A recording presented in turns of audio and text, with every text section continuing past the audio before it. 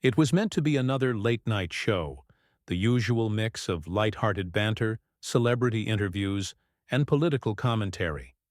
But something was different that night on The Late Show with Stephen Colbert. The atmosphere in the studio was already charged as the audience waited for the opening monologue, sensing that tonight would not be like any other. Stephen Colbert, the ever-charming host, had invited Pete Hegseth, a controversial figure known for his strong conservative views, on the show for what was supposed to be a casual conversation. From the moment Pete walked onto the set, a subtle tension filled the air. The crowd's applause was polite, but not as enthusiastic as it usually was for other guests. It wasn't hard to tell that there were already some mixed feelings about the upcoming conversation.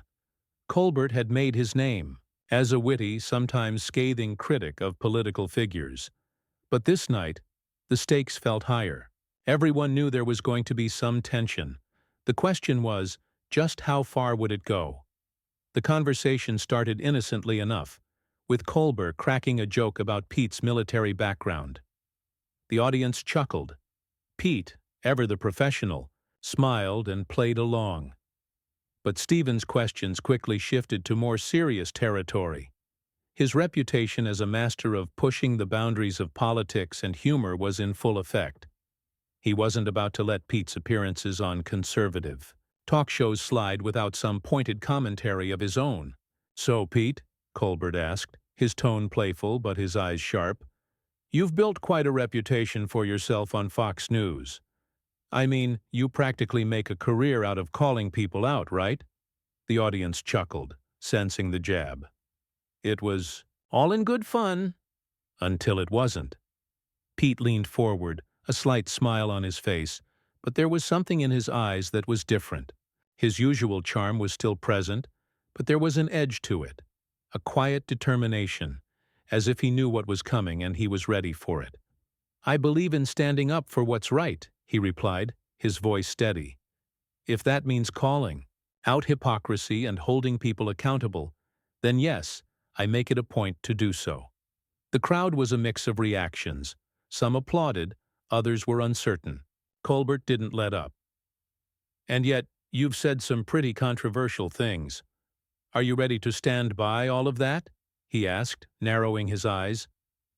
"Like, for example, when you said that certain groups of people are just lazy and need to get off their entitled backs?" The question hung in the air, and the audience shifted in their seats. It was clear that Colbert had struck a nerve. Pete's smile faded slightly, and his posture stiffened. He had been expecting the tough questions, but this one hit too close to home. "Look," Pete began, his voice becoming a bit more defensive. "Those comments were taken out of context. The point I was making wasn't about attacking individuals. It was about pointing out a culture of dependency, not the people themselves." His tone was calm, but there was a tension that had seeped into his words. Colbert, sensing that Pete was trying to deflect, pressed on. "Ah, the classic, taken out of context line. You really think people are buying that one?" His voice dripped with sarcasm. "You're sitting here on national television. How much of that rhetoric is really about helping anyone, and how much of it is about stirring up controversy for ratings?" Colbert's words were sharper now, and the audience could feel the shift in energy. Pete's eyes narrowed, and the friendly exchange quickly turned into a confrontation. The audience, unsure of how to react, began murmuring quietly. What was meant to be a friendly chat was quickly escalating into something more uncomfortable. The heat between the two men was palpable, and it seemed as though neither was willing to back down. For a brief moment the cameras panned to the audience.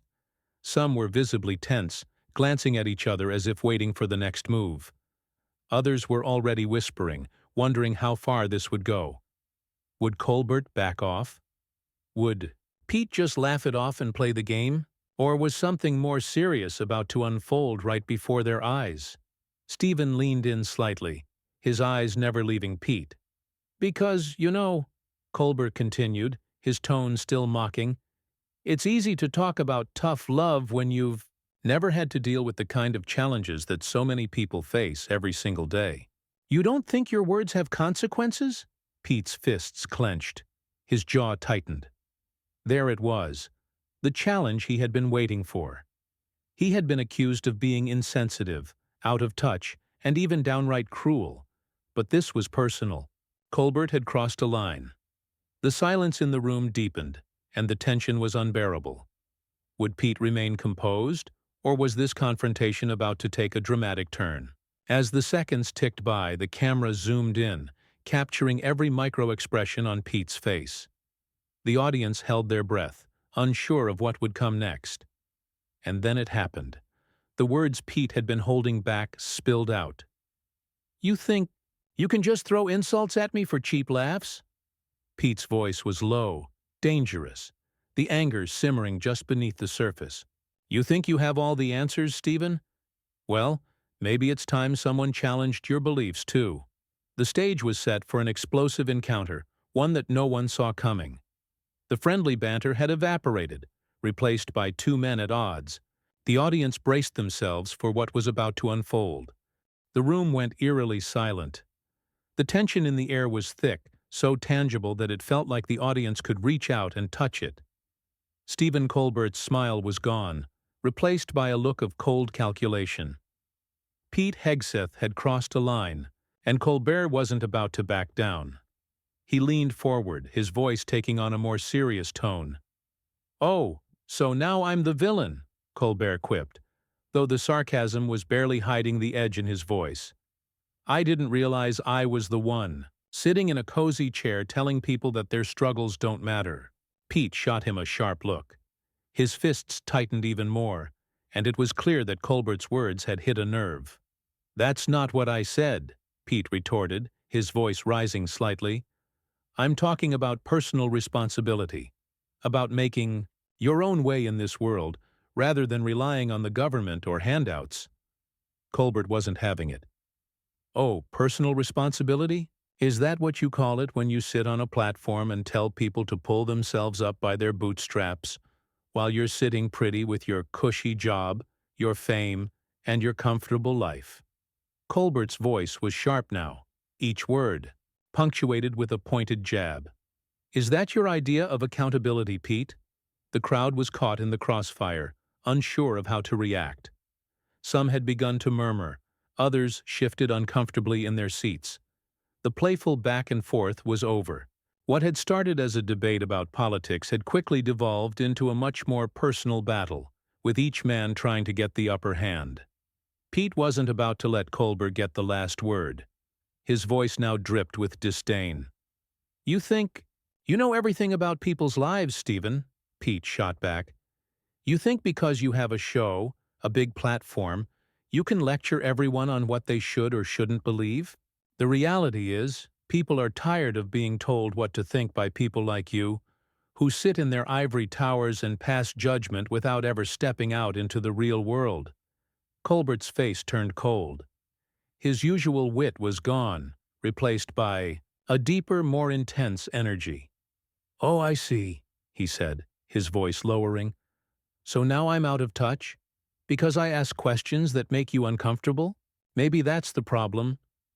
Maybe the truth makes you uncomfortable, Pete. Maybe you're so used to having the floor to yourself that you can't handle it when someone calls you out." The audience was now completely silent. The entire studio was hanging on every word, as if waiting for the storm to break. The cameras zoomed in on Pete's face, capturing the growing frustration in his eyes. This wasn't just a disagreement anymore. It wasn't just a debate. This was something far more volatile. It was two men, both passionate and stubborn, unwilling to give an inch. Colbert, sensing the pressure building, pressed on. "You've made a career out of stirring the pot, Pete," he said, leaning forward with a dangerous glint in his eyes. "You've spent years pointing fingers at people you think don't measure up. But now, when the spotlight is on you, when you're the one being asked the tough questions, suddenly you can't handle it?" Pete stood up abruptly, his chair scraping loudly against the floor. The audience jumped, startled by the sudden movement. The tension was no longer confined to their words. It had shifted into something more primal, something raw. Pete's voice was low but intense, filled with the kind of anger that only came from years of frustration bubbling over. "You know what, Stephen?" Pete began, his voice steady but laced with fury. "You don't get to judge me. Not you, not anyone. You think you can poke fun at everything I've worked for, and somehow make it sound like I'm the villain.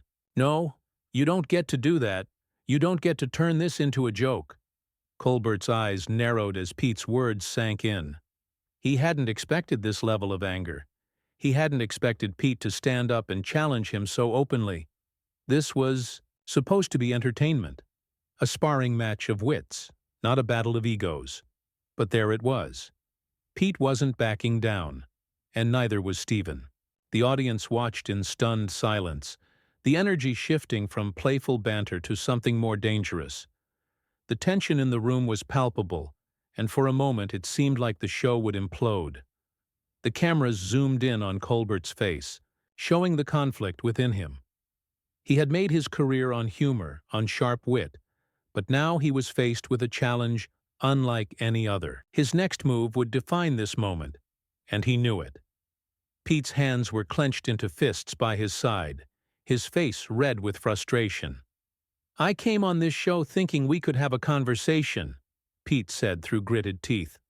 "But now, I see it's just a setup to make me the punching bag. Well, I'm not playing that game anymore." The audience was frozen. Could the show go on after this? Could Pete and Colbert find a way to resolve their differences? Or was the damage already done? Colbert's next words would determine everything. Colbert sat back in his chair, staring at Pete with a mixture of disbelief and frustration. For a brief moment, it seemed like the tension might break, but instead, it only deepened. The audience could feel the storm brewing, each second adding to the weight of the moment. Colbert had seen his fair share of confrontations, but this one felt different. This wasn't just a difference of opinion. It was a clash of personalities, of ideals, of two men with unwavering convictions. Pete stood there unmoving, his face flushed with emotion. His eyes were locked onto Colbert's, but it was clear that he was no longer willing to play along. This wasn't a game to him. For Pete, this was a matter of principle, and he wasn't going to let Colbert mock him any longer. He had been patient, but now he was done. The line had been crossed. "Stephen," Pete said, his voice shaking with anger but carrying a sense of finality, "you don't get to dictate how I feel or what I believe. You think you're the only one with a platform? The only one who gets to say what's right and wrong? Well, guess what? There are millions of people out there who agree with me, who think like I do. And we're not all wrong." Colbert's smile faded, replaced by a hard, almost disappointed expression. He leaned forward, his voice steady but laced with venom. "You don't get to hide behind the idea that you're speaking for the people, Pete. You've built your career on divisive rhetoric. You've fed off the outrage, and now you want to play the victim? That's not how it works." The audience remained silent, unsure of what was coming next. Colbert, for all his wit and charm, was no longer the playful host. His words were cutting, precise, and aimed directly at Pete's core. But Pete wasn't backing down. If anything, the attack only fueled his resolve. "I'm not playing the victim," Pete snapped back. "I'm telling you the truth, whether you like it or not. People are tired of being told that their beliefs don't matter. They're tired of being mocked for what they stand for." His voice was growing louder now, more forceful. "You sit there on your high horse, making jokes about people's lives, their struggles, and you think it's all just one big laugh. But it's not, Stephen. It's real life. And for people like me and people who think like me, this isn't a joke." The studio felt like it was on the edge of exploding. The silence was suffocating. The energy between Colbert and Pete was palpable, like two forces colliding in real time. There was no turning back now. The gloves were off, and there was no telling where this would go. Colbert shifted in his seat, visibly irritated. "So what? You're telling me that the people who've been hurt by your rhetoric are just supposed to sit back and take it? You think you can spread your message without any consequences? Pete's eyes flashed with defiance. There are always consequences, he said, his voice low but unwavering. But I'm not afraid of them. I've always been willing to stand up for what I believe in, no matter how much people like you try to tear it down. The audience could hardly believe what they were hearing. This wasn't just an argument. It was a full-on confrontation, a battle of wills that neither side seemed willing to concede. It was the kind of raw, unfiltered moment that made The Late Show more than just a typical late-night talk show. It was a clash of ideals, a test of character. And then, as if the tension had built to a breaking point, Colbert's expression hardened. The sharp humor in his eyes was gone. In its place was something colder, something more calculated. He stood, up slowly, his hands resting on the desk in front of him. "All right, Pete," he said, his voice almost a whisper, but the intensity of it cut through the air. "This has gone far enough." The audience waited, their anticipation growing. What would Colbert do next? Would he let Pete finish his rant? Would they try to salvage the conversation, or was this the moment the entire interview imploded? Colbert didn't wait for a response. He turned to the stage manager, his voice firm and commanding. "That's it. We're done here." The words hung in the air like a death sentence. The crew scrambled, the tension in the room now undeniable. Colbert's eyes never left Pete, who was now standing tall, his posture rigid with defiance. It was clear that Colbert had reached his breaking point. He wasn't going to let Pete continue undermining the show, not without consequence. Pete's gaze remained unbroken. He didn't flinch. He wasn't going to back down. Not now, not ever. If Colbert wanted to end the interview, so be it. Pete was prepared for whatever came next. The audience, unsure of what was happening, exchanged nervous glances. Was this the end of the show for Pete Hegseth? Was Colbert really about to pull the plug on the interview in the middle of a live broadcast? The sound of Colbert's microphone being cut was the only thing that could be heard for a brief moment. The studio was silent. The moment Colbert had spoken those words, "We're done here," the studio erupted into a frenzy of activity behind the scenes. The crew, now fully aware of the magnitude of the situation, scrambled to cut to commercial, their voices barely audible, above the growing clamor. But in the spotlight, it was a different story. Pete stood there unfazed, with a determined look on his face. Colbert, on the other hand, was moving with purpose, his eyes never leaving Pete's. For a moment there was no sound in the room except for the faint hum of the studio lights. The audience, still processing what was happening, seemed unsure. Whether this was part of the act, some sort of scripted confrontation to get a rise out of them, or if it was real. But as Colbert walked off the set with an air of finality, there was no mistaking it. This wasn't planned. This wasn't entertainment. This was genuine conflict. Pete, who had come on the show prepared to engage in a back-and-forth debate, found himself standing alone in front of an emptying set. The stage crew hurried to wrap up the segment, but Pete wasn't going to just walk off quietly. This wasn't the kind of moment you let pass without saying something. He turned toward the camera, facing the audience with a look that said everything.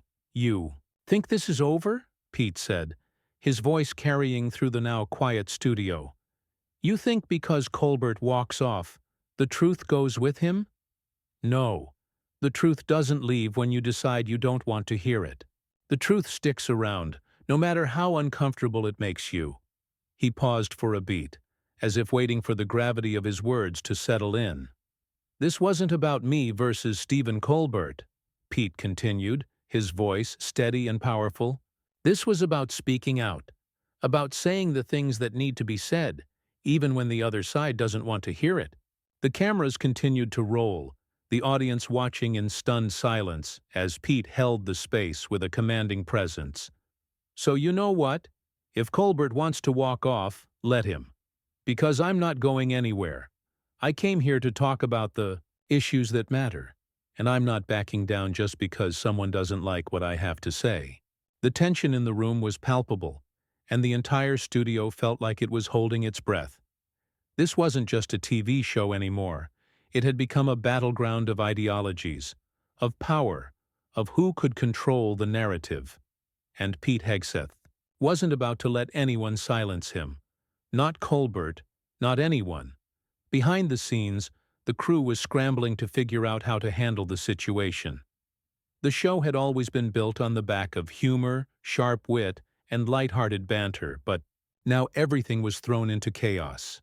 The higher-ups were undoubtedly watching, their fingers hovering over the emergency buttons, unsure of whether this confrontation would cost them a ratings hit or catapult them into viral infamy.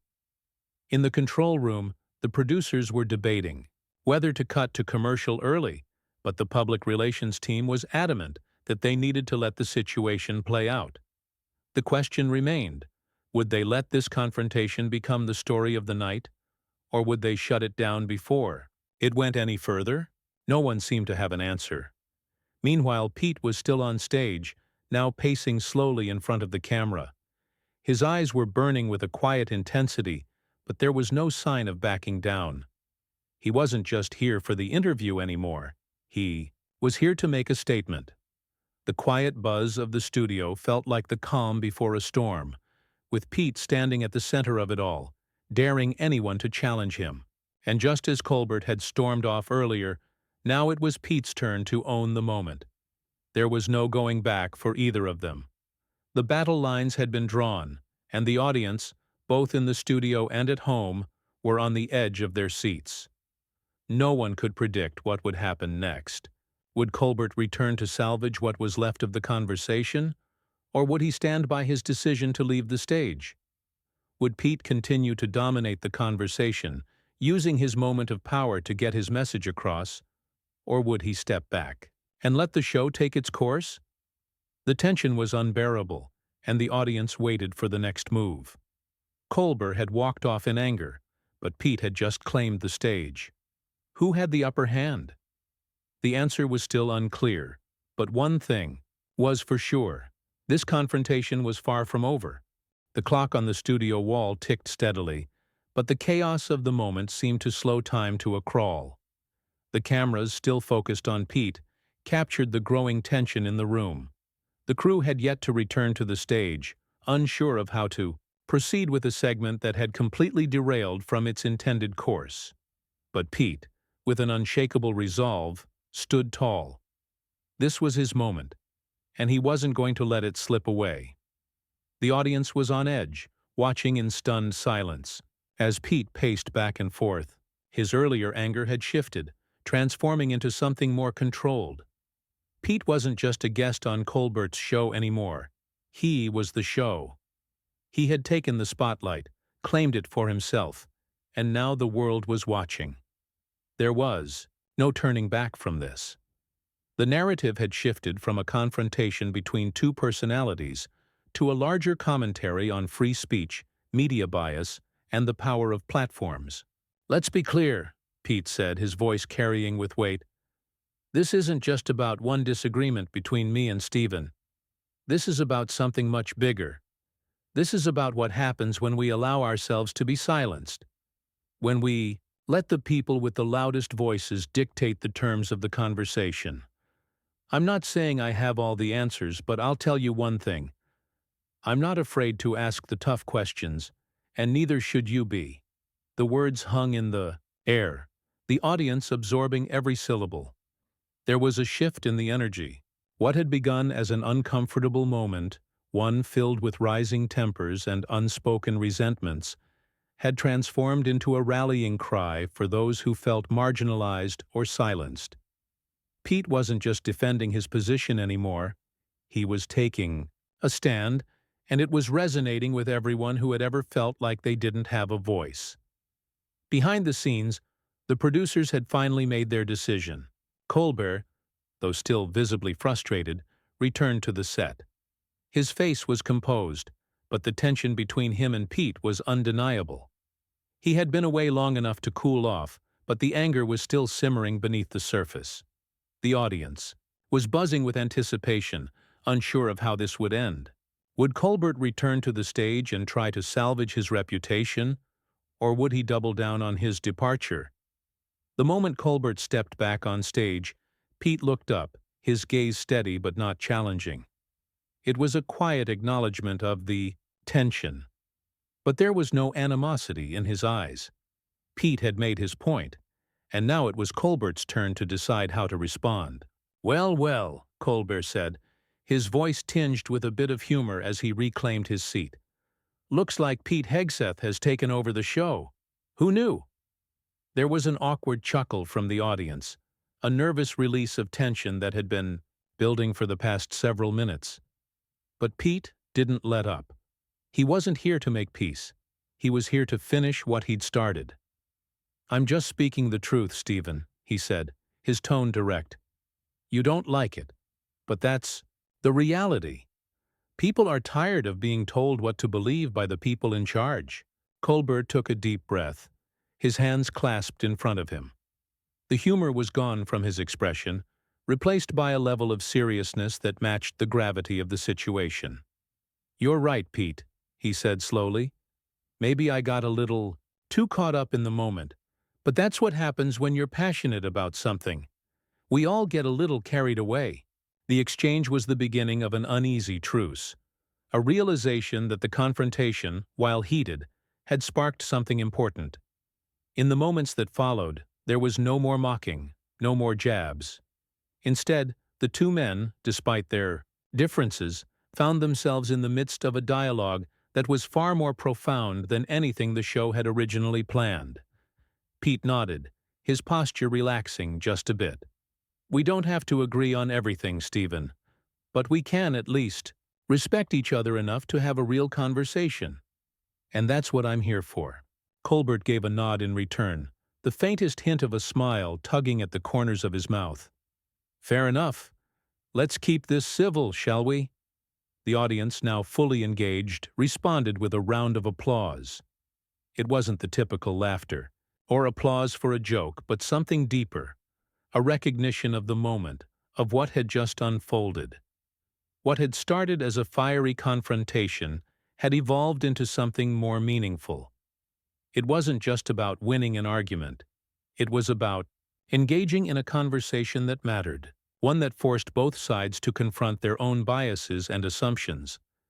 As the segment drew to a close, Pete and Colbert, though not agreeing on everything, shared a look of mutual understanding. The crowd cheered, not for a victory, but for the realization that sometimes the most important conversations are the hardest ones to have. And so, the show ended. The tension had dissipated, but the impact of the moment lingered long after the cameras stopped rolling. Pete had walked into the lion's den, and instead of being consumed by the heat of the moment, he had come out with his convictions intact, stronger than ever. He had faced Colbert, stood his ground, and walked away with a small victory. Not in the traditional sense, but in the sense that he had given voice to those who felt unheard. In the end, it wasn't about who won or lost. It was about something much more profound. It was about the power of a single voice, the impact of an open conversation, and the reminder that sometimes the most explosive moments can lead to the most meaningful change.